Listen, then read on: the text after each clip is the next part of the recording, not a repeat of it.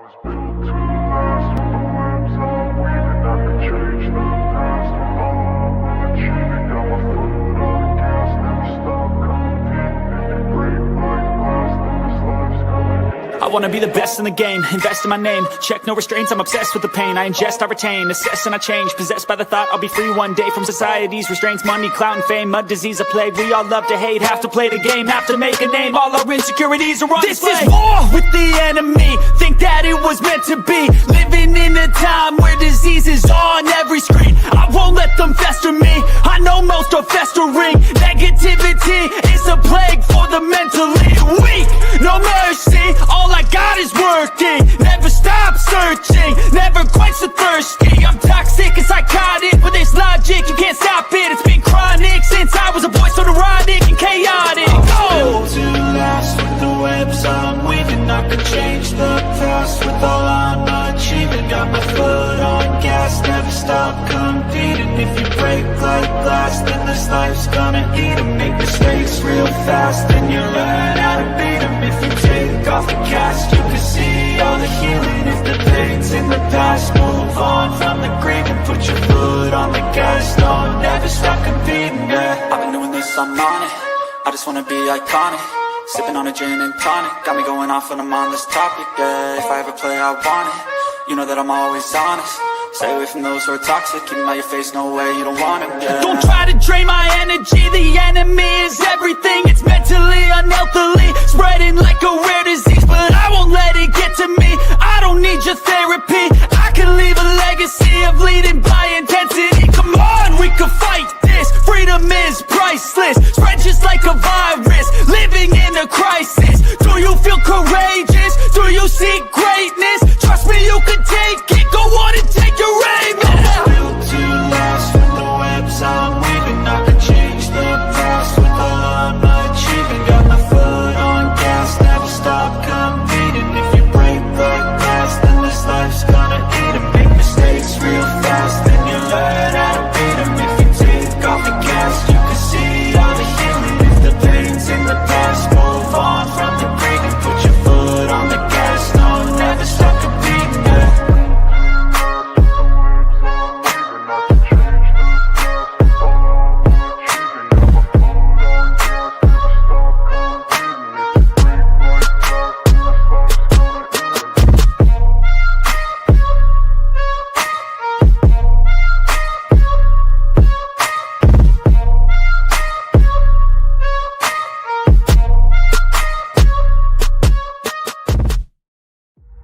Birds flying high, you know how I feel.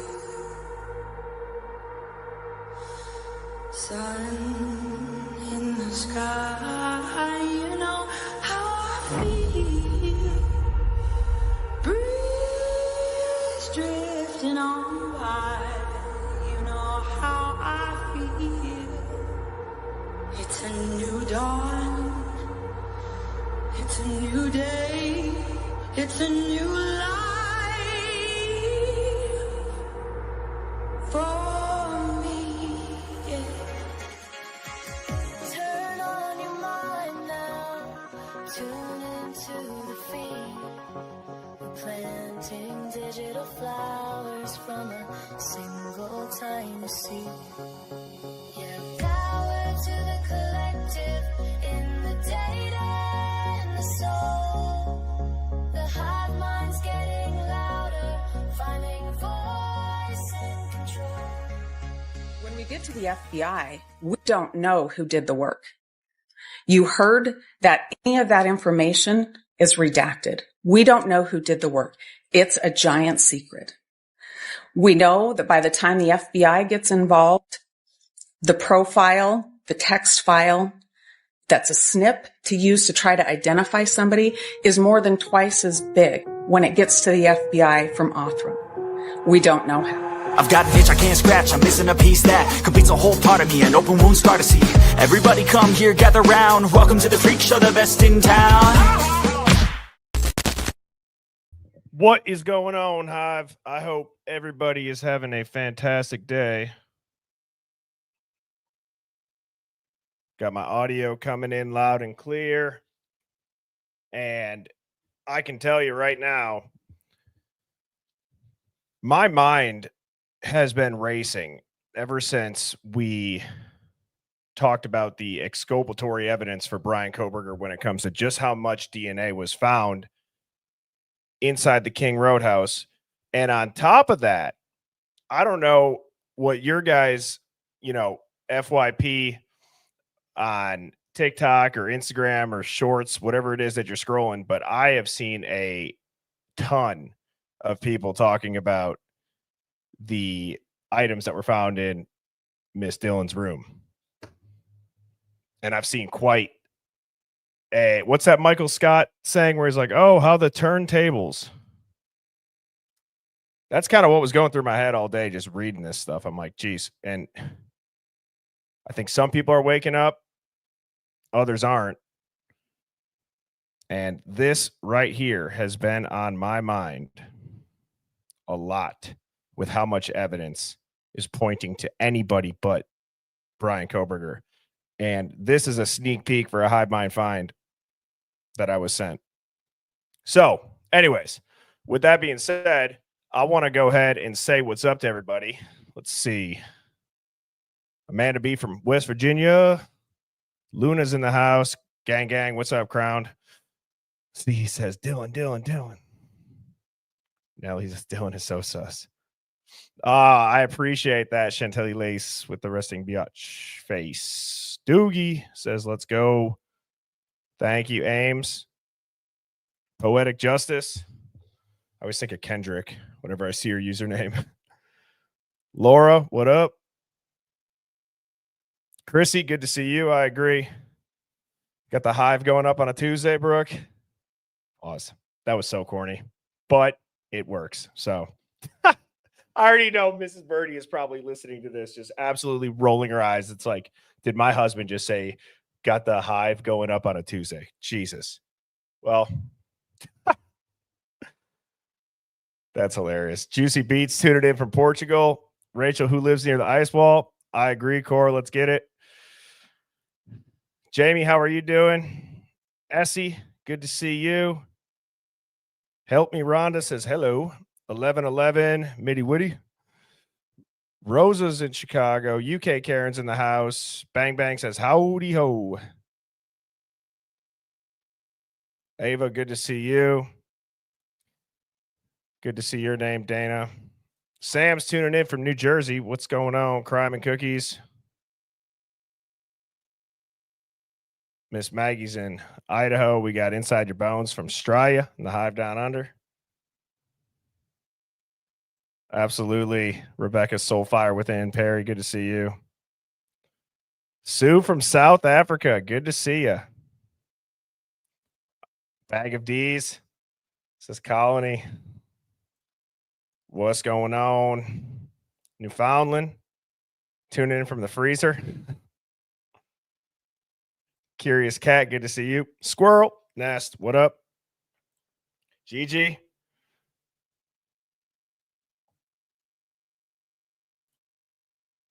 I already said what's up to Inside Your Bones. My bad, but I'll say what's up again. Philly. Bianca's in the Hive Down Under. Tammy P says free BK. Tuning in from Milwaukee. You see those skate decks? Those are from Phase 2 skate shop over in Tosa, down in your guys' neck of the woods. Milwaukee's such an underrated city, honestly. Nothing beats Milwaukee summers. And if you've experienced one, you know what I'm saying. Exactly. What's up, Grammy T? Sarah Sushi, what up? Carrie J, good to see you. Tuning in from Pittsburgh, Kansas. Where's everybody else tuning in from? We got Missouri, Arkansas, Nebraska. Phoenix is in the Hive. That reminds me, I got to send Phoenix a link right now. God,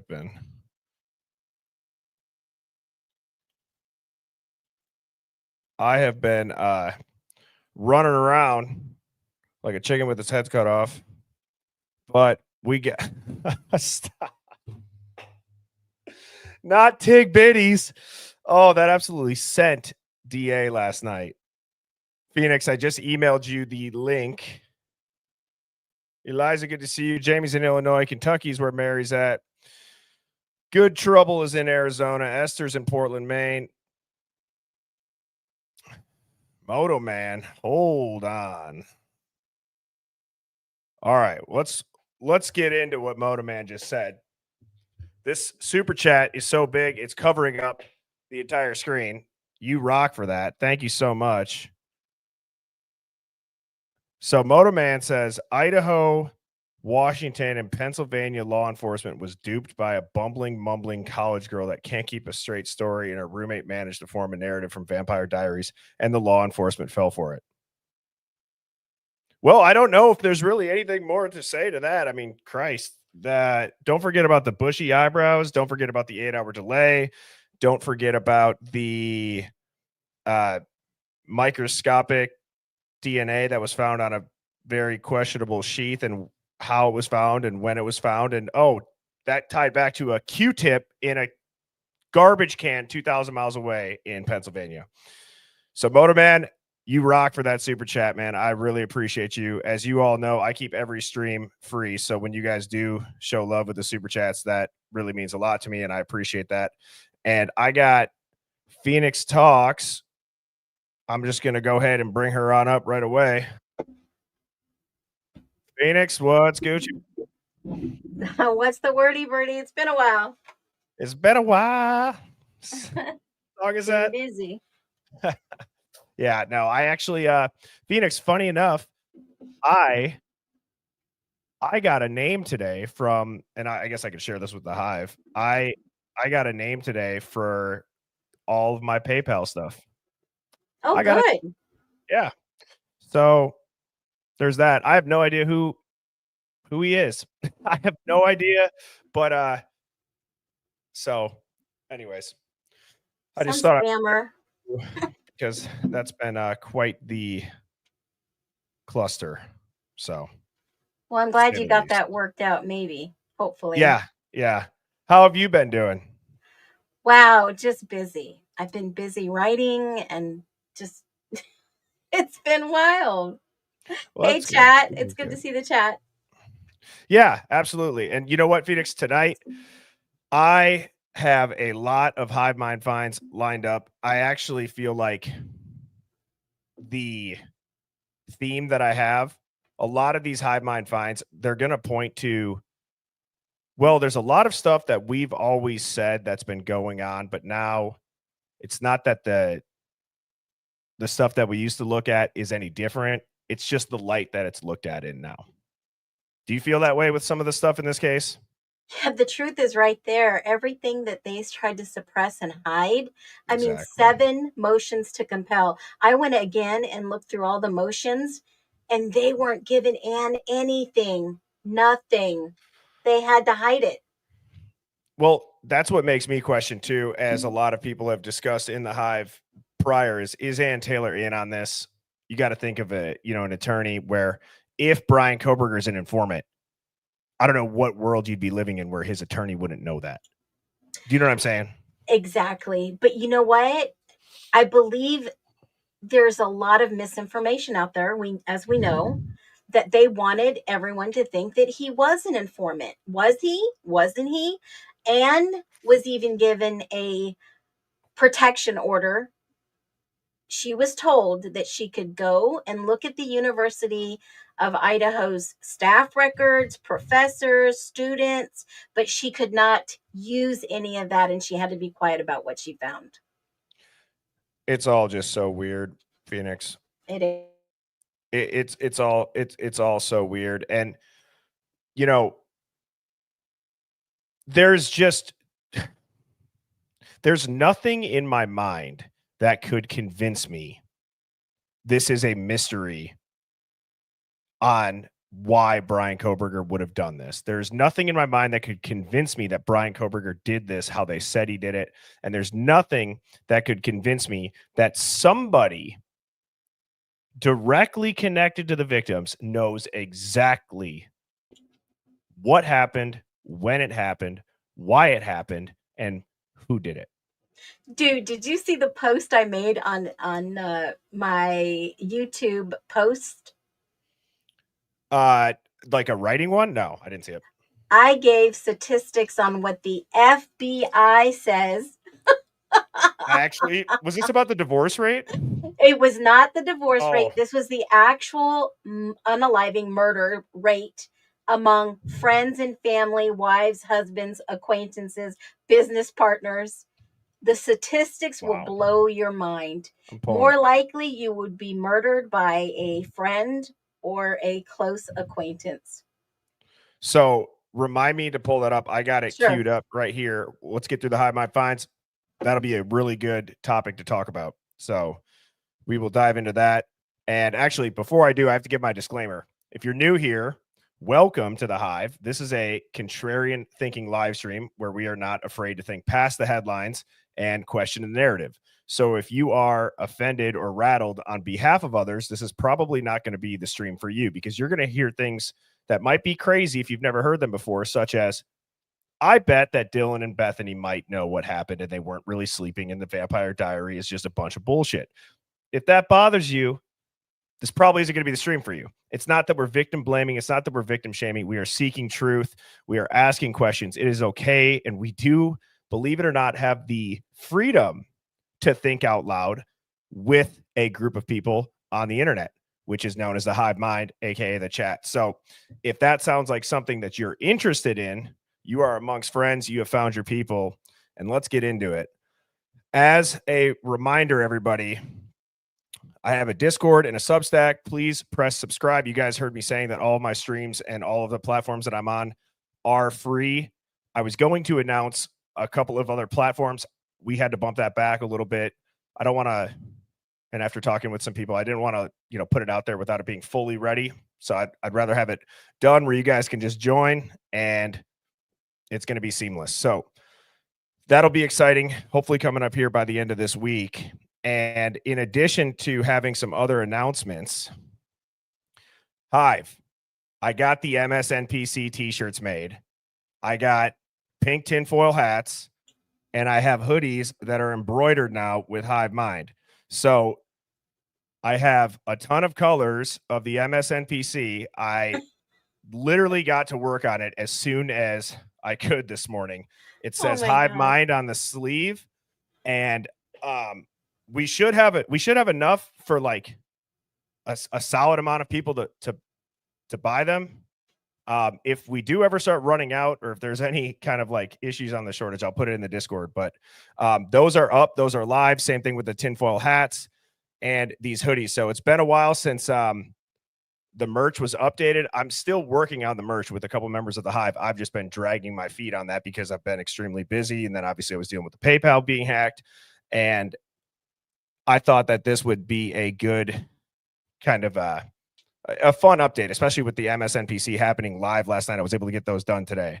So those are up there. I love it. MSNPC. That's classic.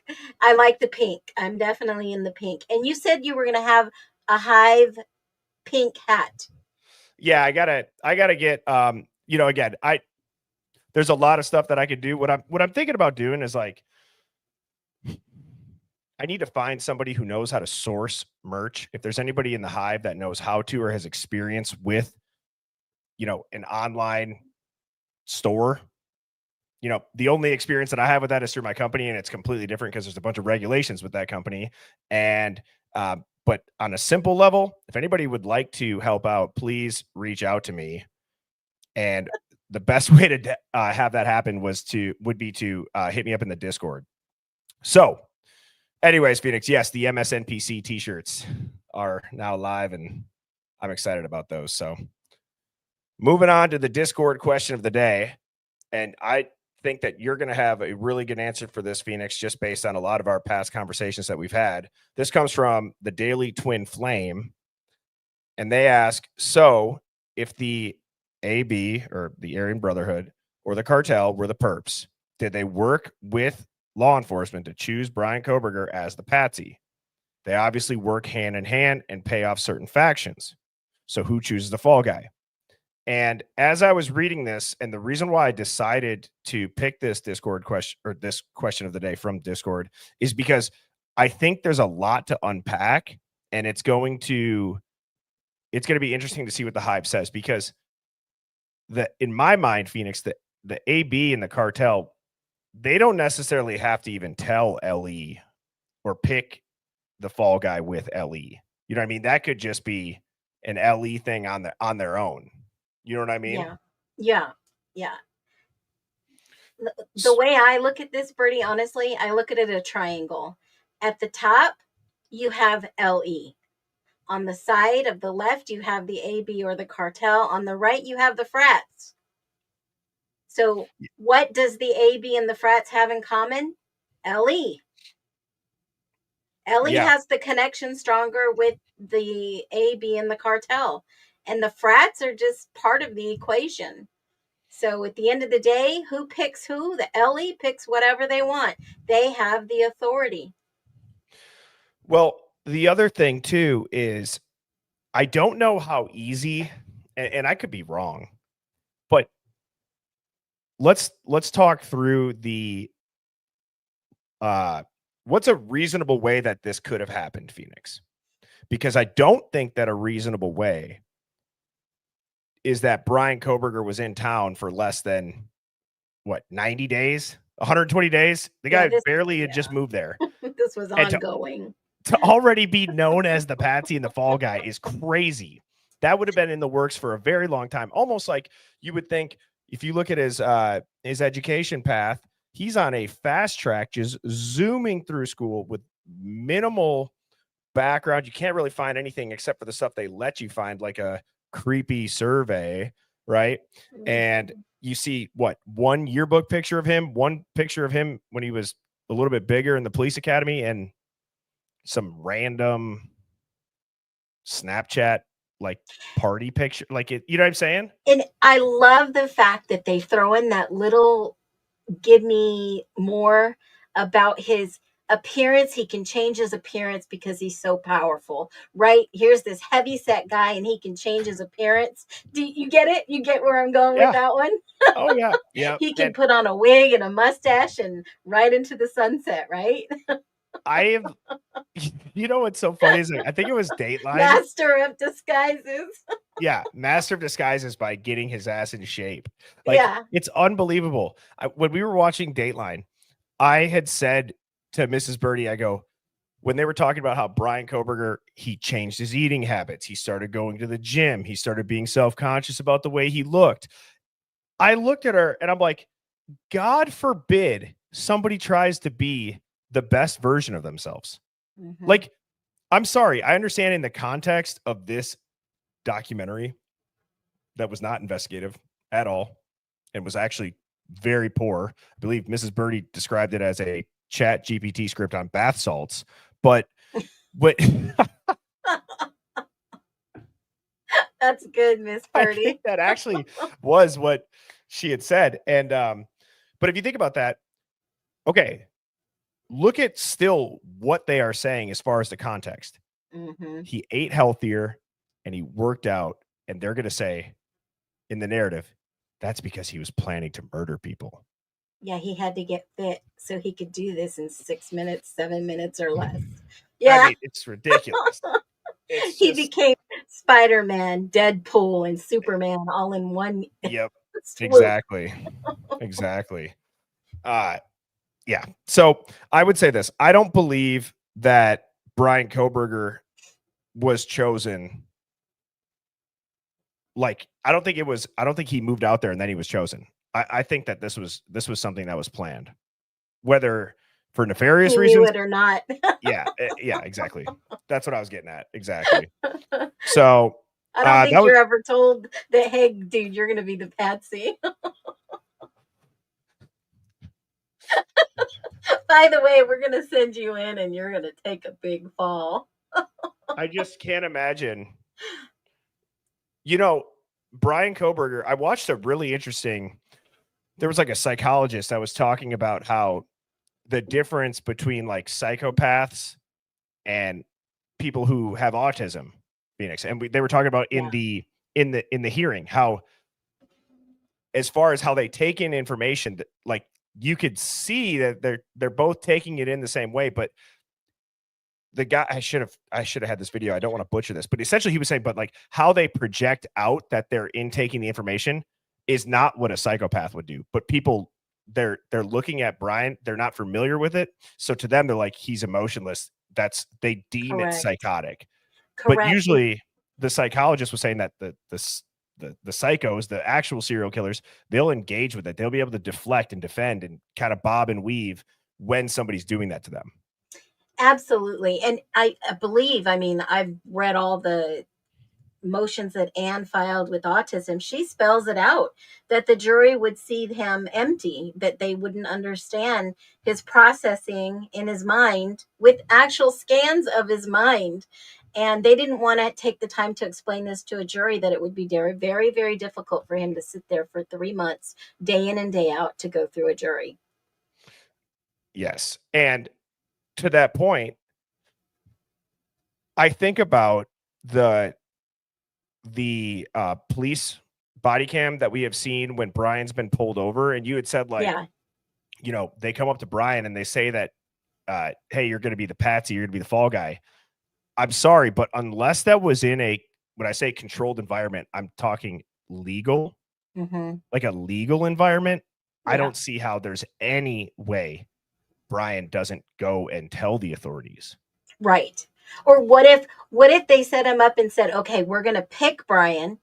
What if the nefarious people say, we're going to pick Bryan because we know how he's going to act. We know how he's going to respond. And then he goes over there and tries to sell somebody. Hey, they're going to try to set me up. I'm out of here. I'm on the run because I know I'm going to be set up. And that's what you see. Yeah, exactly. Right? He knows they're going to come after him. They're going to set him up because, you know what? I think, in my humble opinion, allegedly, he pissed somebody off by telling them, no, I'm not going to do that. That's not right. I have integrity. I can't do that. You hit the nail on the head.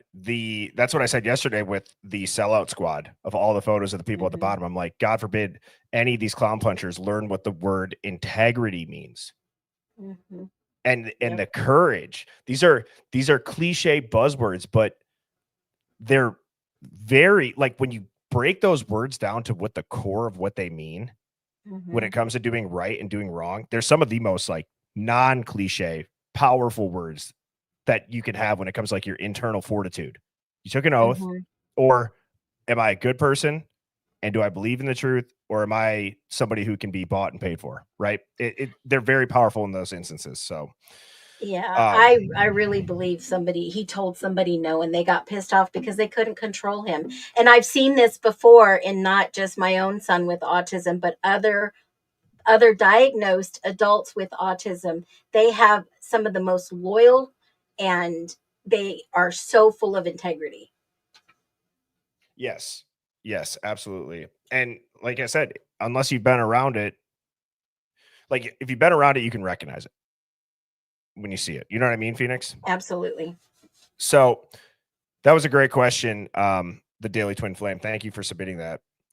Now, moving on to the Hive Mind fines. This is kind of what sparked the theme about, is he an informant or a criminal? Because this is from Kat. Now, I have not seen this exact post before, but we've heard rumblings about what this picture is with the email that had the employee info bolded. So Kat said, Birdie, this makes more sense than the BS they're feeding us. We have said this all along. Obviously, I don't know how true it is, but this is believable. And on this discussion board, I believe this is Facebook, on the Justice for Bryan Kohberger page, it says, 3 days ago, I was given some exclusive information. Now, even myself, when I read that, I think, damn, what's about to get said next? Because I'm sure you're the same way, Phoenix, with your inbox or your comments. It's like somebody's like, I have this wild information. And while, yes, it's wild, and a lot of the times it makes sense, it's like, but where did you get that from? You know what I mean? Absolutely. Like, that trusted source. Yeah, it's the phantom source. It's a phantom witness. That's what I'm saying. So this is actually factually in the emails that I reviewed maybe a week ago. that these emails exist, and I went over all the emails. This exists. Yeah. Well, so I'll read this. It says 3 days ago, I was given some exclusive information. I've been sworn to secrecy and not naming my source, which I never will, but let's just say this person is very well connected to this case. During our long conversation, they told me that they'd spoken in detail to a U.S. federal agent, confidentially, of course, who confirmed something that I've always suspected and claimed, that Bryan C. Kohberger was, in fact, employed by Pullman Police Department, but not in the assistantship role he originally applied for, in a different capacity altogether. Apparently, Bryan was covertly employed in the role of a confidential informant and was working on a range of undercover projects for them at the time of the crimes. What those projects entailed, I really couldn't tell you, but there's one thing I can for an almost certainty. Playing the King Road Patsy was his very last role until he gets his new identity in WITSEC. Checkmate, Gilters. And then they attach this picture that did come from the Pullman Police Department, and you can see, Gary Jenkins, and you can see Bryan Kohberger's name with the employee info email up top. Yeah. While, yes, is it ever possible to completely fact check and source check this person? Most likely not. Most likely not.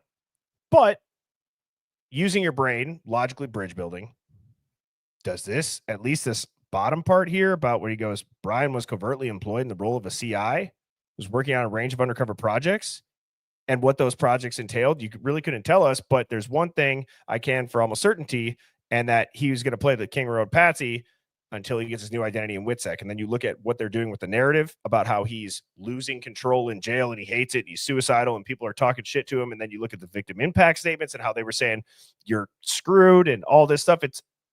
You can almost follow it like a damn map. Yeah. It's those patterns, right? And it's really hard to understand if this is one of those patterns, because it looks like it's all prearranged. It's all going to happen the way we've already projected it.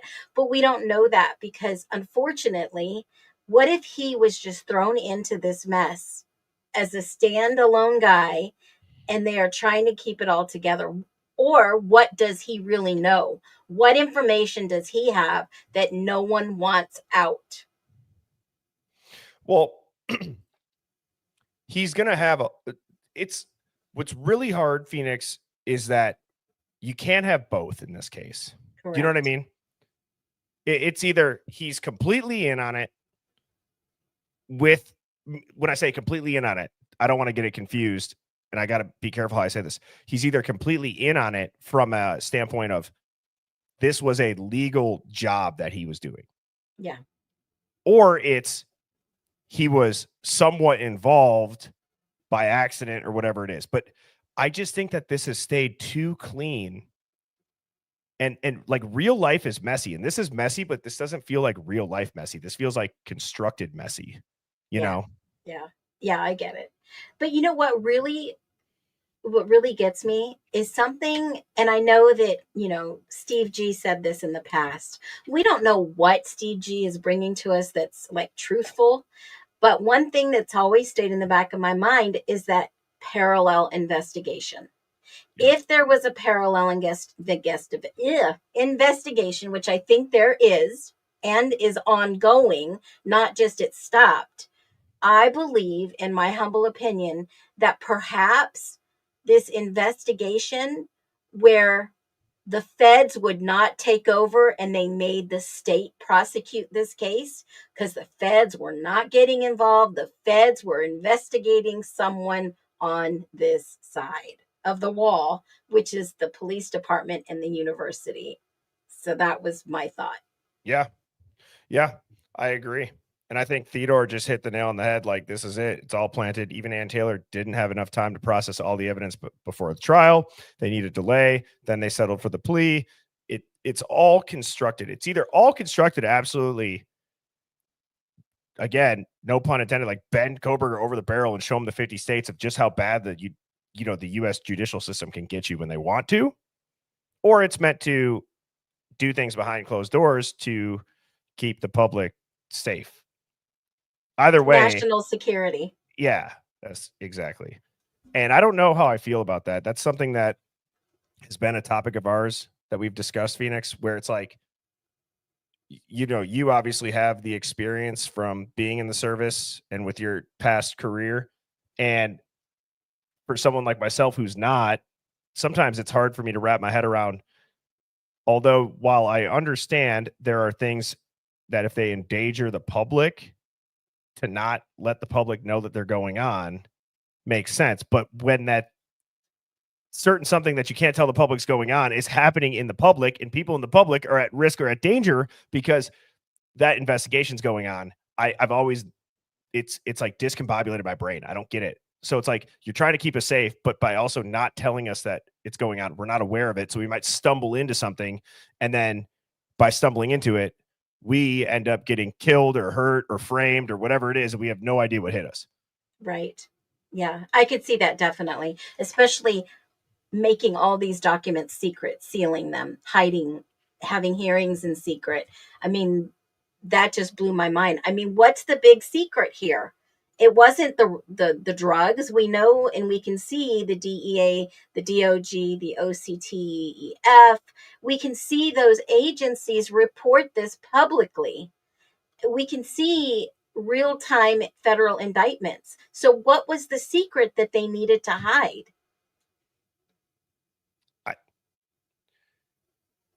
I don't know. That's one thing. And if you guys can help me understand, because we can all wrap our heads around that if somebody's parents snitched or if there was some sort of nefarious activity going on that led to somebody getting a target on their back, I can understand why you would go after people's kids and you would send a message. And I can understand if law enforcement was tied up in that and corrupt, but it still doesn't seem like it answers the entire question. And maybe that's a dumb comment. Maybe that doesn't make sense to people, but I want to just know, what is the motivation for keeping it going even now while Bryan's in prison with these complaints? Don't you think it'd be different if he just admitted guilt, they dropped it off the face of the earth, and then it's like, oh, Bryan Kohberger had committed suicide in a year versus. No, but they Yeah. keep sharing, just like we That's what I keep mean. talking about it. They keep sharing, we keep talking about it because they keep talking about it. So here's the big deal. What's the big secret? The big secret, I believe, obviously, it's all connected to the money, right? If you have the information out there to the public that this university is riddled with unexplained deaths, which it is, and that there's the frats involved, which they are. We've seen that in the documents. We've heard this from day one. And also the drug side of this, they lose money because who's their best paying customers? The students. Oh, don't get me started. I can go on a tangent and on a soapbox on this one. Yeah. So everybody loses. The university loses. LE loses because they don't have as many underage drinking charges. They don't have as many drug busts. They don't have all that income flowing. And then you lose fundings and grants and all that money, just that it becomes a ghost town. Yeah, absolutely. Absolutely. The cover up is for sure for financially motivated. If there's multiple arms, that has to be like the most influential aspect of it, though. Right. Yeah, everybody loses Yeah. money. They lost the money from the university being sold to the University of Phoenix. I'm surprised how many people in Idaho have connections in Arizona. I'm surprised how many officers there were that caught on to something isn't right in this police department themselves. It's wild. And Pamela, not to just put Yep. the comment up on, I kind of read the last sentence where you're like, I hate to go there, but it's been mentioned before by other people. And I'm sure you're like, oh shit, this is the one that Birdie picked to put up there as I said that. But you make a really good point. Yes, she does. You know, you heard about some of the things that might have been going on in that bottom bedroom where they found, underwear and a mattress and all that shit. And maybe Kaylee was staying down there. And you guys all know what I'm talking about without going into the weeds. And in general, it's like, was there somebody in the police department that was having inappropriate relationships with students? I don't think it'd be the first time. Guys, I can't open X without seeing a teacher who just got snitched on with their Right. students. It's wild. It's wild. It's also, do you know what else is crazy about that, Phoenix? And I want to move on, but this is so interesting to me. It's like I've seen a lot of female teachers lately that have been in the news for that. And it's interesting because when you read the comments, it's all like, oh, what dude or what kid would like snitch on that? Like, what the hell? Blah, blah, blah, blah, blah.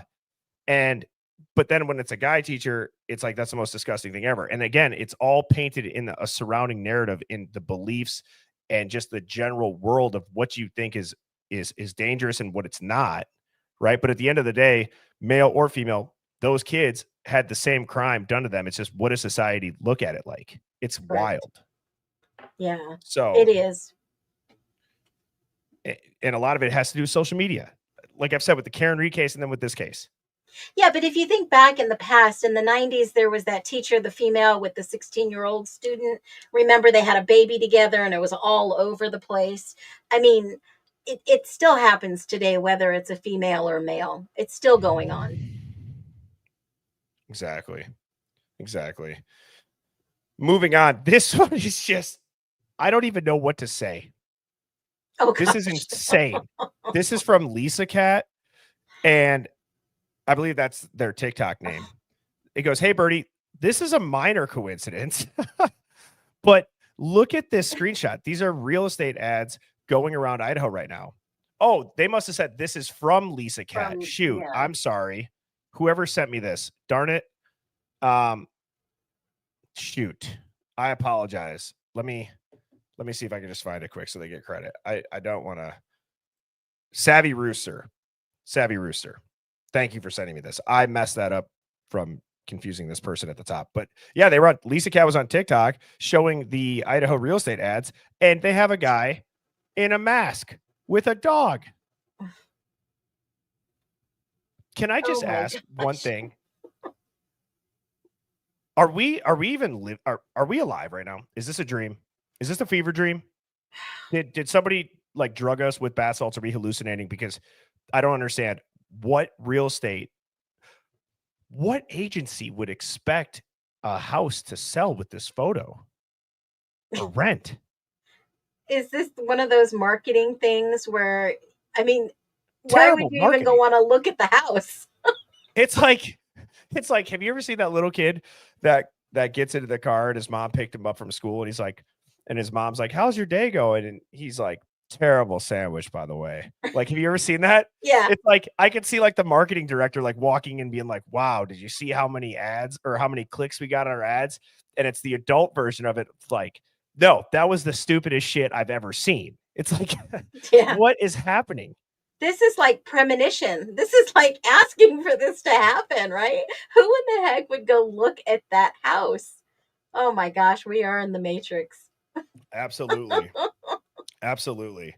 So then this one, and I know this is a little bit blurry. I try to get it as clear as I could. Yeah. This comes from China, and they had just said, interesting if you haven't already seen this. Now, this is the thumbnail of a video clip. It's like a 30-minute video. Yeah. And I know myself too, if I play a little bit of the video, I end up getting into the video, and then we've gone 30 minutes watching a video that we could all just go and watch. So they also had attached this photo, and this is from a screenshot of a TikTok. I'm not sure who said this, but it sounds like somebody who was probably close to some of the victims.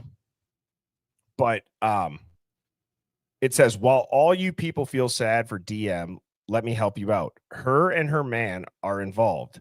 They helped clean up and lied. She was out the next night with Bridget and Ashlyn after the unalivings, laughing about what was done to Kaylee. I won't get into the details. Laughing about how she suffered and pleading for her life. Laughing about how they won't be able to recognize him. You get the point. DM hated her dog. She used to kick him while Kaylee wasn't around. She wanted her dead. Do you people not get it? I'm not trying to be rude. I'm so frustrated. I lived in Moscow, went to the same college, and I'll just say was close enough to know what I'm talking about. I moved out of Moscow when we became aware BK was indeed innocent. 100,000%. DM is not a victim. She hated Kaylee and Maddie. I'm talking now because I no longer live in Moscow. I'm sick and tired of people excusing her. My God, if you guys only knew the truth. They were all laughing because they know the chief has their back. I probably misspelled a lot. I'm extremely angry and frustrated because I feel like the truth has come out, but no one wants to believe it. The end. Peace. Yeah. I believe there were so many clues to this. I talked about it in Maddie Mogan's last video. Watch Kaylee videos on TikTok. Read the reports of what other people said about it. All these girls, they're that dynamics of the house with these women. There were some that were brand new to the house. There were some that were there before. Like I've always said, home should be your safe place, and this was not a safe place for any of these girls. No. And you know what I'm just thinking about too is this first line or the third sentence. She was out the next night with Bridget and Ashlyn after the unalivings, laughing about what was done to Kaylee, laughing about how she suffered and pleading for her life, laughing about how they won't be able to recognize them. Now, do you all remember that 4chan post? Yeah. That like eviscerated everybody in that house? Yep. Foul language, very rude, very personal, almost matched what we were told happened inside that house as far as when they say this was a personal crime. Go ahead. No, go ahead. Just to finish that, I was going to say there are people that I guarantee you right now that read this that are having a worse reaction to this right here than that 4chan post, because they've probably never seen the 4chan post. But if this got out about Bryan Kohberger's innocent 100,000%, and that's what DM was doing the night after, people would lose their mind. And it goes back to, I cannot understand why people want it to be Bryan Kohberger so bad. They want it to be him. They would rather just say that it's him, even when it's not. And it's so confusing to me because right here, this name and how her mom's in the Dateline documentary, but she's not. She doesn't want to be around. She moved away, and it's like maybe she'll come back and blah blah blah. Almost like very Bethany-esque. You know what I mean? Got the hell out of there, Dodge, and went to California. Works for a private marketing company, all public info. But you know what? I was going to ask the chat, do they think this was written by a male or female? Drop a 1 if you think it was written by a female. Drop a 2 if you think it was written by a male. 1 for female, 2 for male? Yep. Okay. Ooh. Somebody very close to them knew this information. My gut tells me female. Yep. I went to the same college and just say was close enough to know what I'm talking about.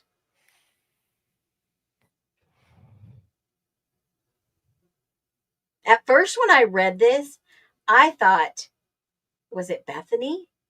Holy shit. Is somebody trying to get their guilty conscience cleared by at least putting it out there in the universe? And we obviously don't know who this is. At least I don't believe. Yeah, we don't know. But I'm just saying that DM, it had to have been a friend of DM. And she's disgusted because she says, and I think this is a female, DM is not a victim. She hated Kaylee and Maddie. I just want to know how, like, why would Dylan even be in town? Why would Dylan like this? Kaylee? No. I'm saying right here, DM was out that next night. Oh, yeah. Yeah. Like, I've never been in that situation, but there's no detaining period. You just get to go out about your life to the point where, so you're going to tell me that morning after the cops left, you make plans? Yeah, I have a feeling that, that was on a Saturday, that was a Sunday night. I saw a picture of her out on the town. I don't remember if it was with Ashlyn or Bridget, but, people have always speculated, allegedly, that Bridget was involved. Um, you know, no idea, but they were all at the hotel. They booked hotels for them. Remember, Bethany wanted to hurry up and get out of there for Thanksgiving and get away. And from my understanding, she never returned because they boxed up her things and did whatever they needed to. Look at what Criminal Mind just said too. Kyra moved away after the Yeah. murders. There's Interesting. I want to know. So I had said, Phoenix, I had said it would be really interesting to fly out to Idaho and go to that area and just see like what's the general consensus instead of just relying on what seems to be so many people that say I'm from out there. I'm from out there. And we don't believe it, or like Alpha Keddy's like, he's so guilty. I'd be curious, like, okay, are these people actually from out there? Or you know what I mean? I would just like to see what is the general vibe of that. There's no way that university can feel normal right now.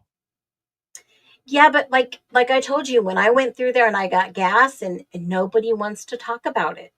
No one wants to say a word.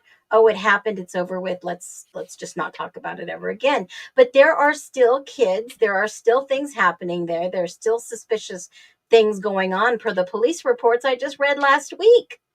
I mean, is there a Moscow slasher out there? Or is this regular behavior of suspicious people in the bushes and all these other things for a town?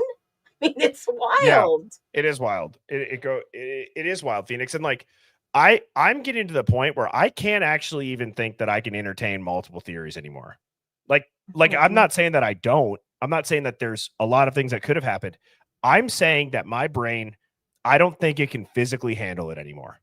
Because the most confusing aspect of it for me is just when you think you get a little bit closer to, oh, Brian's an informant, right?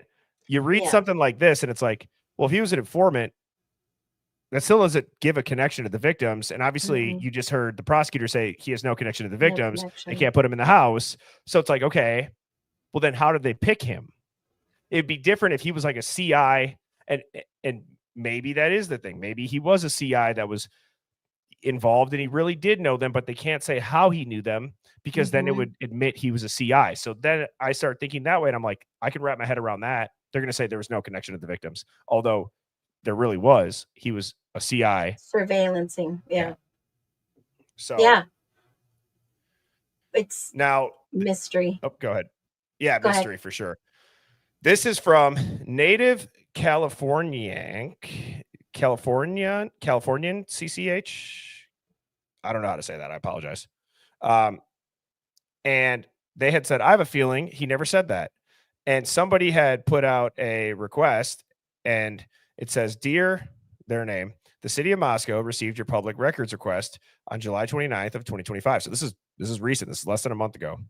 The request asks for the quote transcript of Moscow police with Bryan Kohberger dated 12/29/22 as attached to Law Supplemental Narrative 194. Incident number 22 M09903, authored by Brett Payne, dated 5/10/23. Your request for information falls under the Idaho Public Records Act.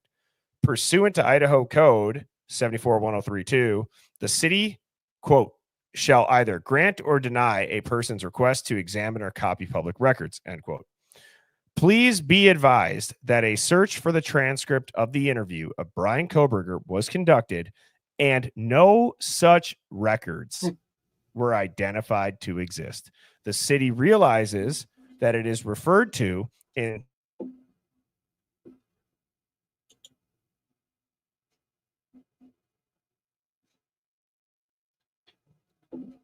how long was I cut out for? Yeah, just for a little bit. It ended up the city realizes right there. Yeah, so extensive searches conducted by MPD and ISP. the record does not exist. Therefore, your request is being denied.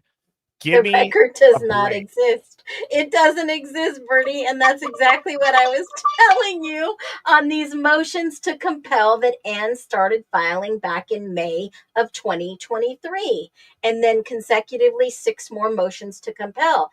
They basically threw stuff at her, and they said there were no investigative reports. They threw a bunch of raw data at her and said there was no expert analysis. Then they gave her she wanted all the reports and communications. Then they said there were no reports to be given. And I'm thinking to myself, what is going on here? Did they just don't have anything? Well, so let me ask you this, Phoenix. If it's referred to in supplemental report 194, however, after extensive searches conducted, the record does not exist. Like, how can they just say that? Was it just completely made up? They want to protect what's in it if they have it, but they could say, just like the city of Pullman did with this employee file, if he was even working with them, they could say this falls under this law. I mean, the internal investigation, the internal emails that were going on in the police department between attorney and attorney was wild. Don't let out anything that you don't run by me first. This is what those emails were saying. Okay. But remember, the defense asked for all tips received by law enforcement. The state gave some scattered, incomplete mess. But then she went back and said, no, I want a full list. They even asked for all the audio recordings, and they said that were tied to search warrants. And they said, we're trying to get it, but they haven't get it. She asked for specific things, and they gave her stuff from the FBI. They didn't give her anything that the state had. It's crazy. Oh, and get this one. This was the good one. I wrote down in my notes. The defense wanted all body cam notes, photos, and recordings from the autopsies. And the state said clearly in this motion to compel, we don't have them. We don't have them. Then the defense says, then clarify if another agency still does. So they're basically saying we don't have them in our records. Yeah, I can't even wrap my head around it. I can't. I'm telling you, I can't even wrap my head around it. And lately, what I've realized is I've been trying to think of things to really move the needle on public belief and sentiment. And while I just saw Motoman, which thank you, Big Red, and thank you for Motoman for the super chats. Motoman said that even people like The Interview are starting to change and question their own narrative now. But it's like, I do think that the public sentiment for this case, while it matters to an extent, would it matter in a case that is completely set up to be a cover-up to the point where now they're not even having documents that they're referring to in ISP and MPD reports. They don't have anything like what you just said. So what does the public even matter at that point? No, because he pled guilty. He's behind bars. They're all done. The case goes away. This is how they can basically get you in a chokehold, charge you. 95% of people that are incarcerated plea out. They don't even go to trial. 95%. And 20% of those, about 18 to 20%, are factually innocent. That means 1 in 5 that plea are innocent. Well, and Phoenix, what I'm going to do is I'm going to quick look up what Sherlock just said about the Zerzung PSYOP. This is interesting. And then I'll pull up your YouTube post, and I have a few more slides prepared. Now, have you heard of this, Phoenix? No. Tell me. I haven't. No, I haven't either. Okay. But this is what Sherlock had just said, and this is what's happening to society right now. I get women that message me and say, I can't sleep over this case. Right. And so I'm learning here with you all live about what this is, and it says that word. I'm going to see if I can play it. Zersetzung. Zersetzung. Zersetzung. Anyways, that's German for decomposition and disruption. It was a psychological warfare technique used by the Ministry for State Security, or the Stasi, to repress political opponents in East Germany during the 70s and the 80s. Zersetzung. Served to combat alleged and actual dissidents through covert means, using secret methods of abuse control and psychological manipulation to prevent anti-government activities. Among the defining features of it was the widespread use of counter-espionage methods as a means of repression. People were commonly targeted on a preemptive and preventive basis to limit or stop activities of political dissent and cultural incorrectness that they may have gone on to perform, and not on the basis of crimes they had actually committed. Zersetzung. Methods were designed to break down, undermine, and paralyze people behind a facade of social normality in a form of silent repression. Mm. Well, that sounds Yeah. pretty damn close to what's happening right now, doesn't it? Yep.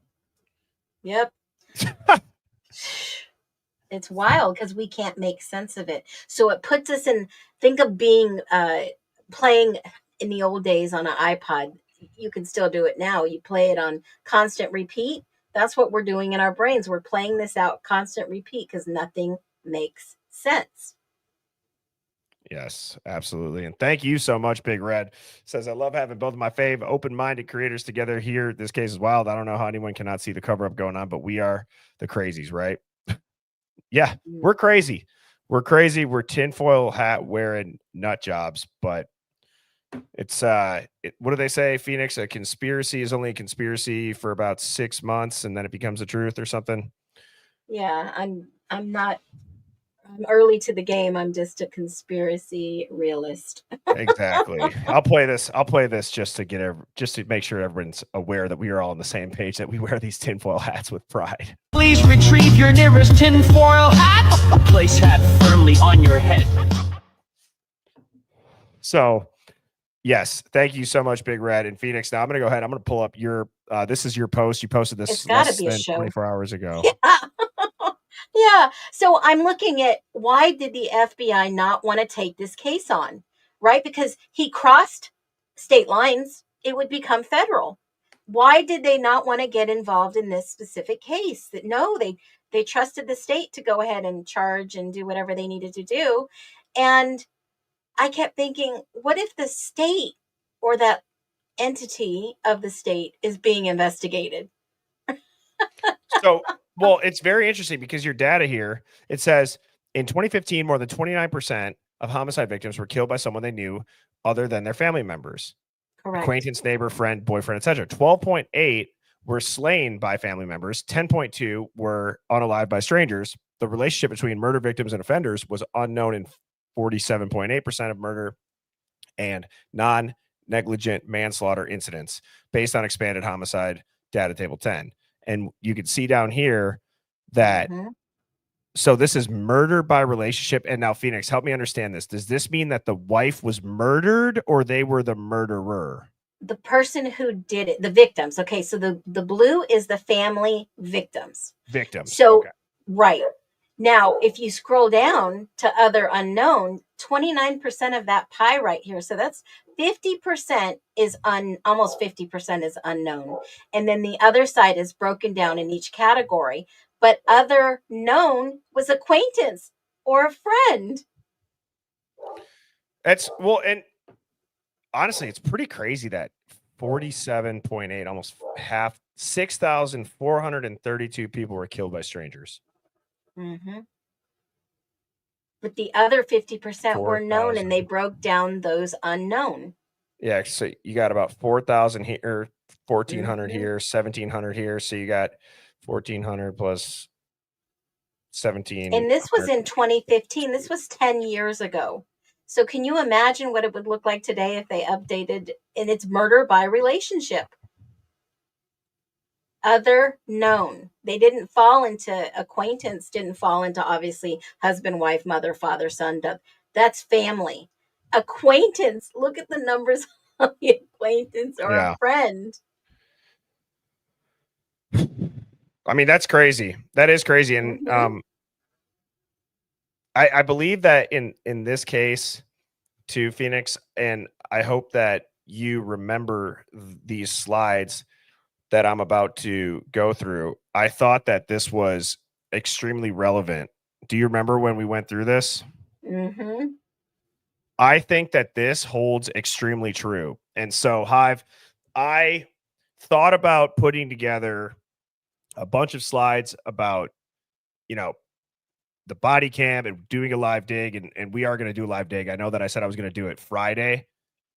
Mrs. Birdie came in and rescued me not making that up as a plan because I completely forgot that we are going up north for the weekend. So I'm pre-recording, but Sunday night will be a live dig. So it'll be fun after a long weekend. We can do a live dig and I'll be posting the details on that. That'll still be at 7 p.m. Central.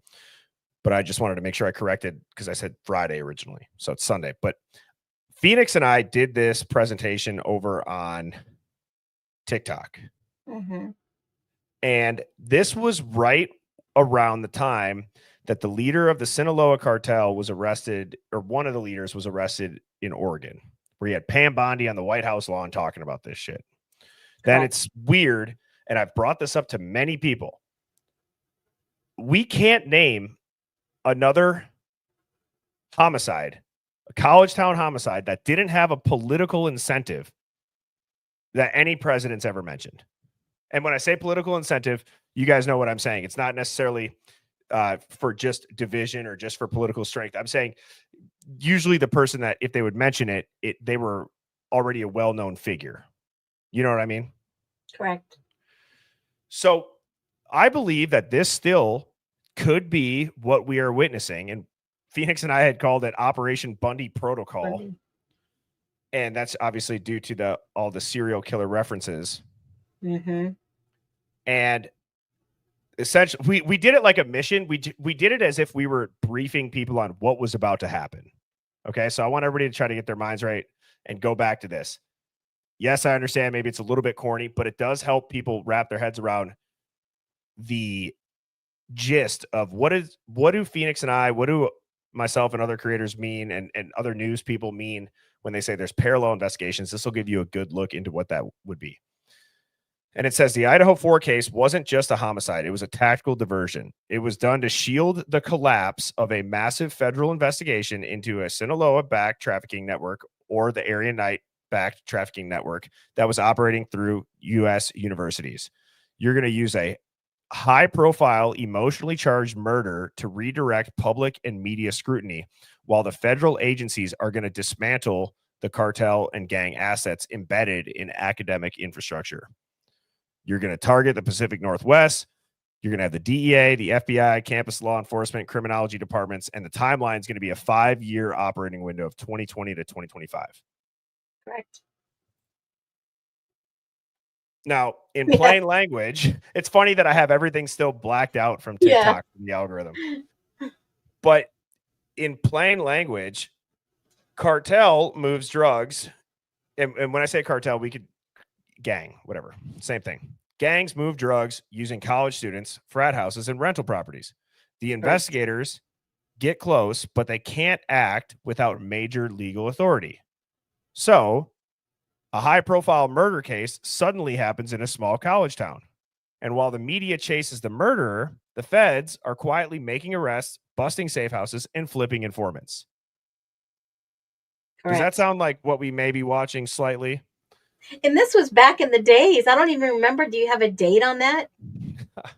Gosh, this was a long time ago. This is the last time I edited this was 4 months ago is when it was edited, but I can't see the creation date. So it's been a while. It's been a very, very long time. 5 months. Yeah. And it could have just been when it said 4 months ago, it could have just been that I clicked on something for a background or something and took it for a different slide. So Greek Life being the distribution hub, and then the WSU criminology department, how do they get involved? Well, for 5 years. This Go ahead. wasn't so far-fetched, Bertie, because there are actual cases in the area where Greek life was caught making their own pills. Okay, their own pill machine and everything. So this is not far-fetched. Yeah, I'm actually curious too. If anybody's ever seen this, type of 1. If you haven't, type of 2. Because Germer, Pullman, Officer Germer, that's related to the construction company that actually tore down the house, was the officer that was assigned to take out the frats making their pills. exactly. And when we were talking about this, Phoenix, people came at our throats on TikTok for Yep. saying this, even just 5 months ago. Yep. And so it looks like some people have seen it, some people haven't, but I digress. I'm just curious. So for 5 years, so 2020 is when this started, I believe, and what we were Correct. discussing, still ongoing. A covert multi-agent task force embedded itself into America's colleges to dismantle at this time, we thought it was really the Sinaloa Sea Gang, but the gangs and a crypto laundering network. Correct. Frats became the storage hubs, dorms, and on-campus housing became trafficking zones. Student organizations moved the money and the product. And by late 2022, the entire pipeline was mapped, but arresting everyone, it wasn't possible because that network was too protected. So the solution was to trigger a distraction so extreme that it drowns out the biggest domestic organized crime takedown when it comes to drugs on United States or in U.S. universities in decades. And believe me, they will use a real life tragedy on the back of it to do what they need to do. Correct. And I think misinformation just hit the nail on the head too. Crypto's involved, but it's not the reason. It's a huge, it can be a huge part of it. Right. And it's the proceeds that they were using in that area went all the way back to China. Exactly. And that's what would be the security, the national security that went back to China. They were using crypto to exchange the proceeds, the benefit, the profits. Correct. Now, I want everybody to think about, again, this case, and you look at tactics deployed. Okay. Tell me or think it to yourself if you have seen this going on in the Idaho 4 case. Is there a possibility that, or what they're going to try to do is flip low-level frat dealers into informants? Is that a conspiracy or does that happen on campuses? Because I can tell you, I went, it was a quick 50 was what it was known as at my high school or my college. But it goes a little deeper even. The University of Idaho in Moscow had what they called their little crime cadet program, right? The police cadet program there. And Tesdal is the coordinator of this program. And they actually have frats in this program to become police officers. And they do become police officers, right? And so this was a whole embedded operation. It wasn't just some simple thought out operation. They get the college age kids into this from the frats, and frats do become mini informants, mini policemen. Exactly. And I would say it's also rather easy to get them to do it because they're going to say, you don't want to graduate with that on your record. You're never going to get a job. You know what I'm saying? So they essentially embedded feds inside university police departments, faculty, and administration. They tagged psychologically vulnerable students as assets, proxies, or fall guys. The academic psyops completely engaged. And you look at, they had to have been, I'm telling you, I feel so solid on this, even remembering back to when I made this, is that the criminology professors, they had to have been briefed on it. And I'm talking Ramsland. There's too much stuff that points to Ramsland being involved with the FBI, going back to the BTK days and building a relationship through. I mean, that would be the perfect professor to learn from on psychological operations, in addition to how do serial killers think. They clearly understand the brain. Well, not only that, is that she could identify somebody in her program that could possibly become one, or possibly take the fall for something like this. Because remember, people were coming out of the woodwork saying, yes, he actually did this X, Y, and Z. And I'm like, who are these people? Did they really know him? Or is this Right. just something that they have been told to say? Correct.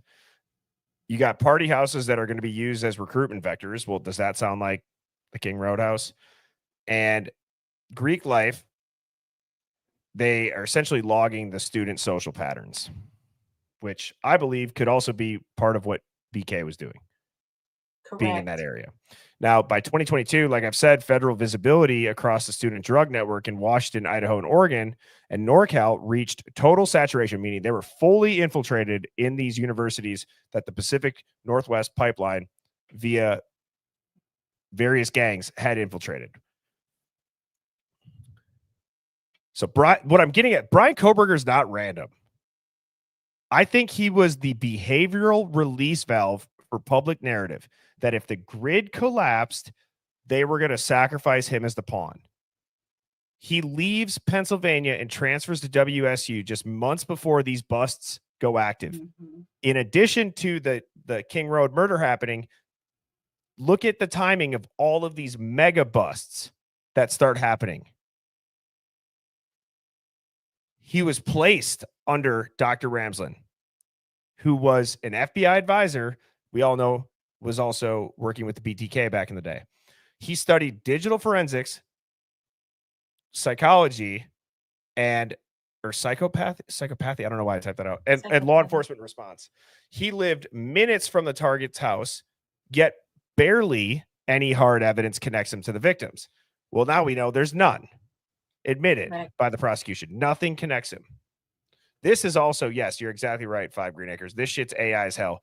I've never seen a hoodie that just, you could see the wall through it where it should be connecting. Well, they had to paint the narrative creepy and scary and dark. They had to create that terror and fear. Dude. Hey. But please retrieve your nearest tinfoil hat. Place hat firmly on your head. Does this even look like the same dude in any of these pictures? No. No. It doesn't. You got like creepy, elongated head BK. You got kind of like suave BK. And then you got I don't want to break any laws BK. They are all very different. It's weird. That's why I made that video. Will the real BK please stand up? That's right. That's right. Someone should have AI like recreate Eminem's was it the Grammys where he walked out with like a bunch of different Slim Shadys and like the white wife beaters, and they should have it be never mind. All right, I'm getting carried away. That would be hilarious. But that picture, the one in the middle, is the Ada County Sheriff's release picture. So that's probably the realest individual picture that you're going to see. And that's not a pimple on the side of his head. It's actually a mole. Where? On the left side of his head, if you're looking at him. That's a mole. Oh, right here. Yeah. And that's a distinguishing feature that I don't see in other pictures that they show of him. It doesn't even look like the same head shape. Like, the other thing that I've realized, too, is like this facial construct, it looks like a mature facial construct for a male where like you could tell like this dude, he can grow a beard. I don't think this BK really looks like he could grow a beard. Like kind of a baby face. Do you know what I'm saying? I think they use AI over videos too. I don't get it, but they do. Yeah. I don't know. It's just like the whole mature, like the maturity of the face looks way different. And maybe this was, I mean, I know this was before he was arrested, obviously, but anyways. So, okay.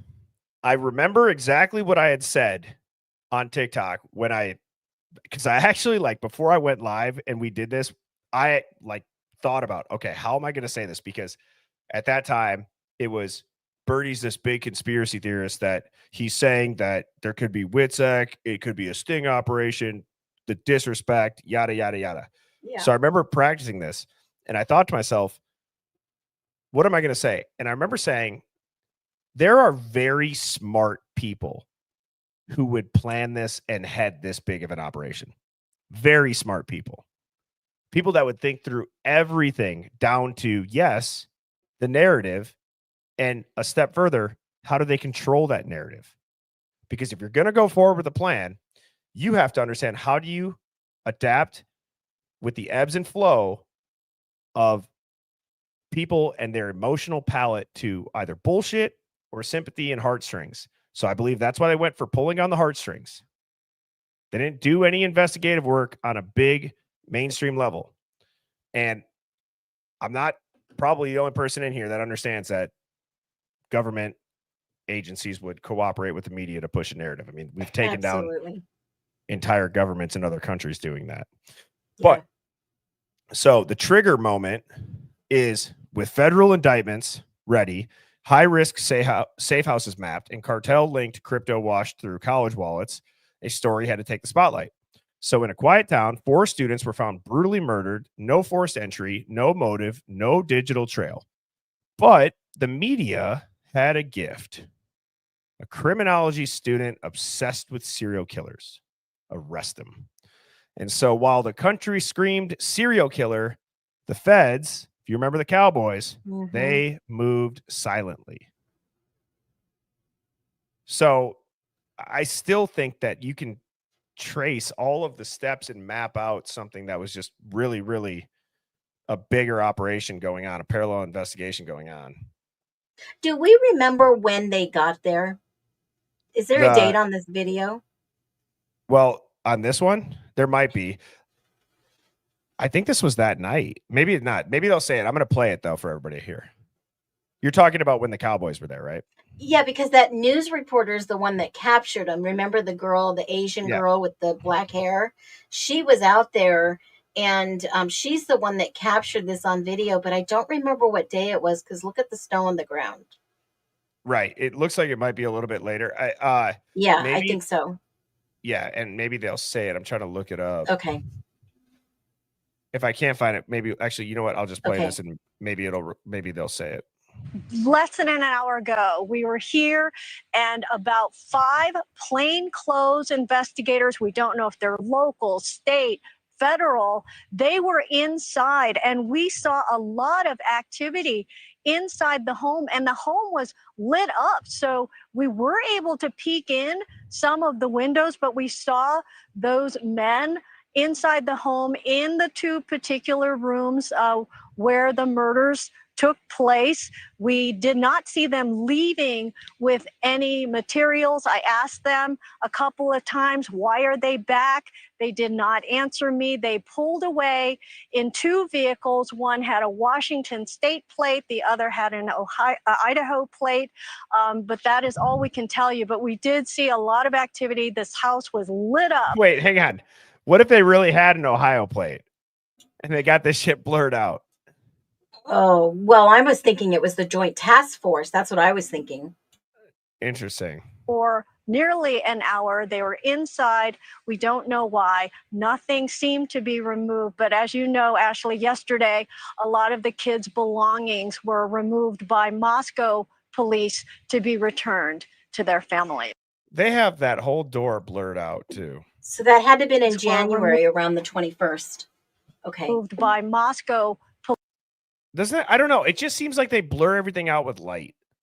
You know what I'm saying? We've seen how many pictures and video where you can clearly see the door. Police to be returned to their families.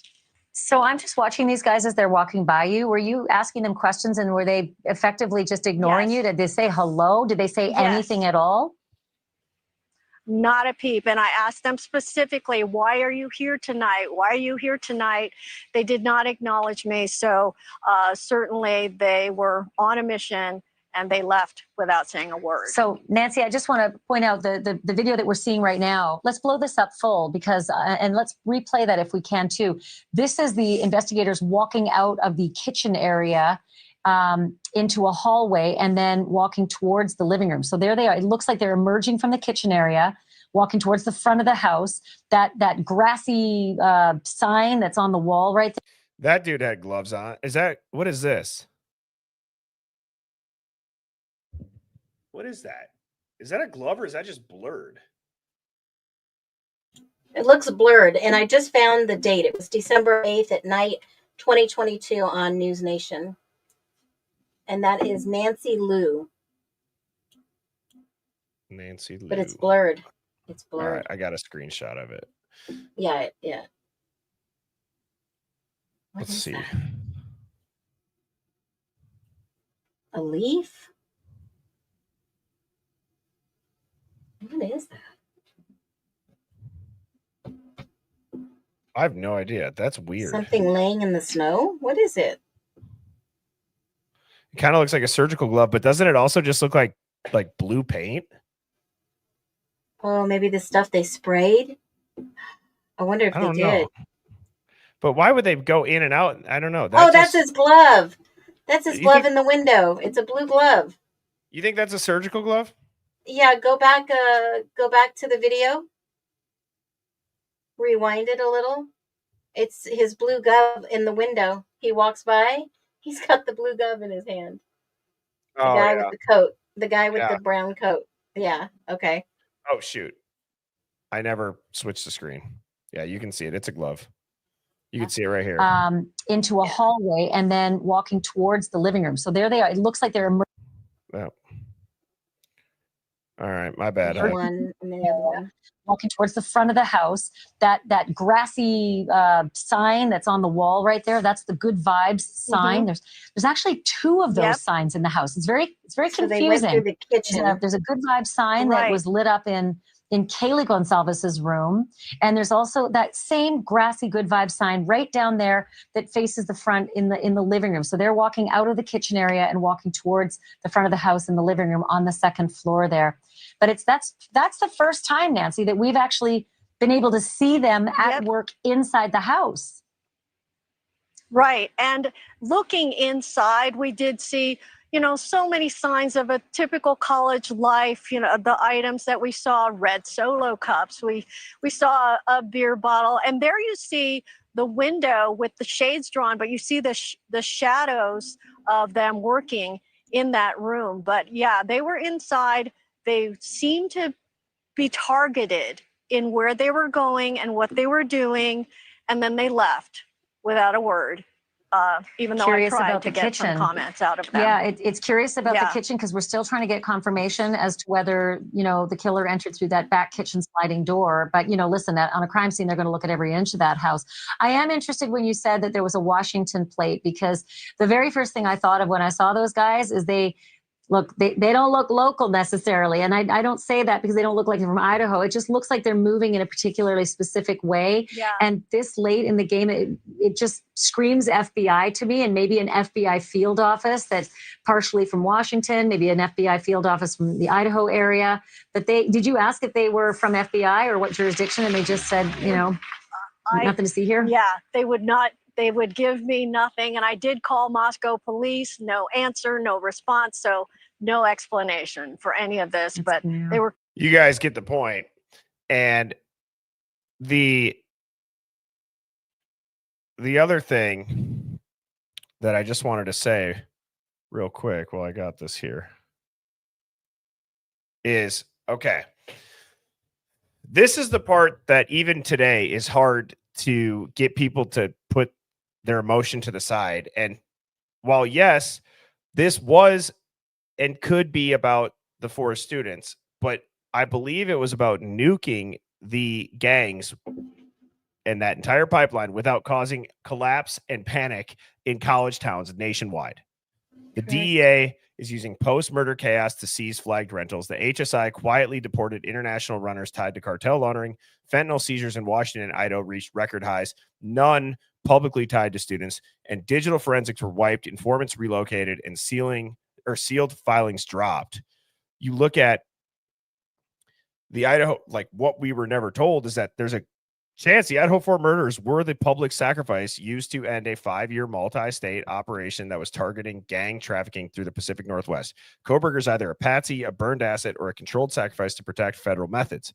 The victims, either random targets of opportunity or worse, symbolic players in a ritualized cover hit. And now No one's talking about what was really dismantled. The pipeline's gone, the crypto wallets are silent, and you're still stuck on the knife sheath. Mm-hmm. And here are some statistics, which are pretty remarkable.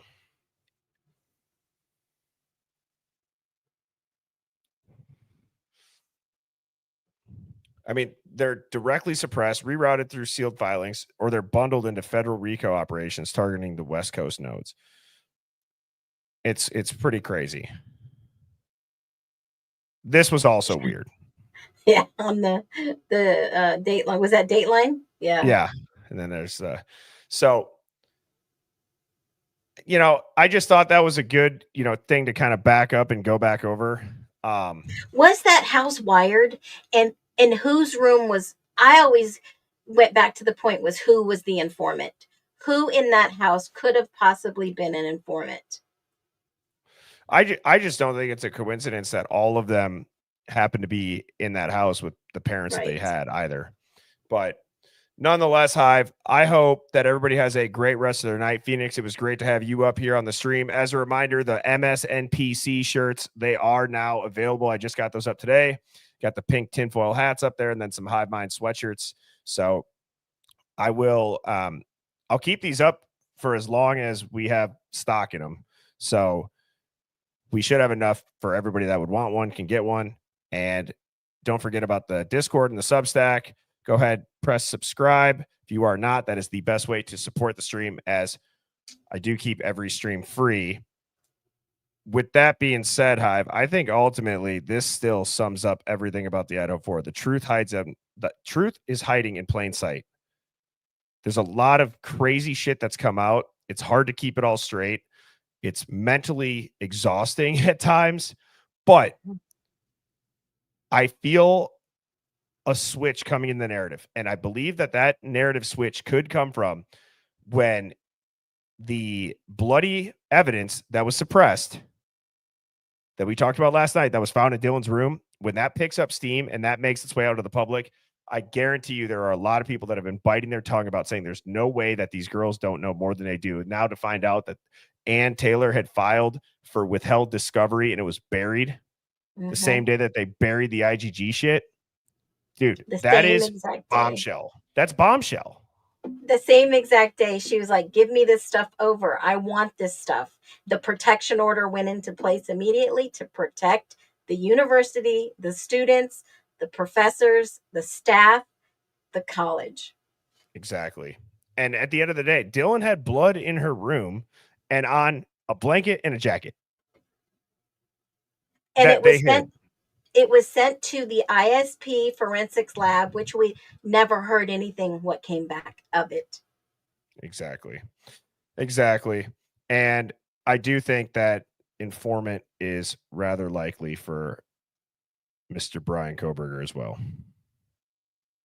I don't think that a rumor would just emerge like that for a guy who really was a loner and a serial killer obsessed with criminology that stalked them. Yet we've seen everything that we have play out. So Phoenix, it was great chatting with you. I hope you have a great night. Hive, I hope you all have a great rest of your evening. I will be back on tomorrow night at 7 p.m. Central. Please subscribe, comment, like it. Send this to your normie friends. Wake them up. There's no refunds on the red pills. And with that, I hope everyone gets a great night's sleep. Cheers, everybody. Thanks, Phoenix. Yep. Good night. Birds flying high, you know how I feel. Sun in the sky, you know how I feel. Breeze drifting on by, you know how I feel. It's a new dawn, it's a new day, it's a new life.